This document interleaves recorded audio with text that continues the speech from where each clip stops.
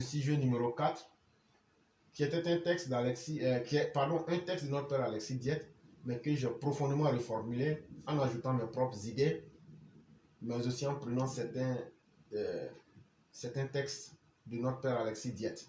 Et donc, j'ai intitulé La diarrhée verbale d'un négationniste.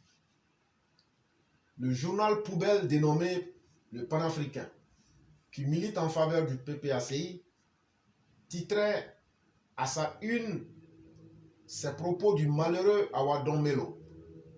Le seul projet réalisé par M. Ouattara était la conception de la grande prison de San Pedro. Faut-il s'étonner de telles élucubrations d'un âne sans propriétaire? M. Alexis Diette, dans une brillante analyse, nous éclaire sur le traficage de la réalité par le sieur Awa Don Melo. Le mauvais exemple de la médiocrité, du traficage du réel, de la réécriture de l'histoire dans le mauvais sens, de la spoliation, du dénigrement et de la diffamation. L'héritage mortifère partisan venu du haut. Est-ce cela s'opposer politiquement de manière mature et responsable à un gouvernement dans une démocratie pluraliste?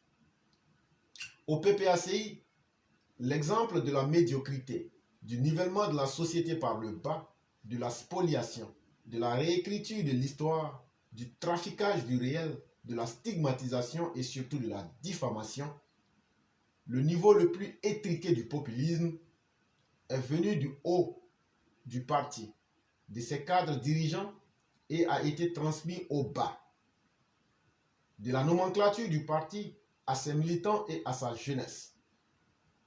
Cette élévation de la médiocrité, de la réécriture de l'histoire, du traficage du réel, de la spoliation du peuple et de l'accaparement des œuvres d'autrui, de la diffamation et de la stigmatisation au rang de vertu est le legs mortifère du parti. En conclusion, je conseillerais à M. Awa Don Melo et à ses ouailles et surtout à tous les médiocres de la Côte d'Ivoire de savoir se taire. Trop parler n'a jamais rendu une personne forte ou riche. Plus vous parlez, vous étalez vos lacunes et vos pourritures astrales les plus basses comme la haine, le négationnisme et surtout votre désarroi face aux brillants travaux réalisés par le docteur président Alassane Ouattara.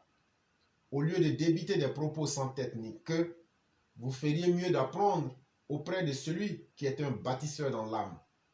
Et il se nomme Alassane Dramane Ouattara. Et c'est pourquoi il vous fait peur, au point que vous preniez ses œuvres pour vous les attribuer.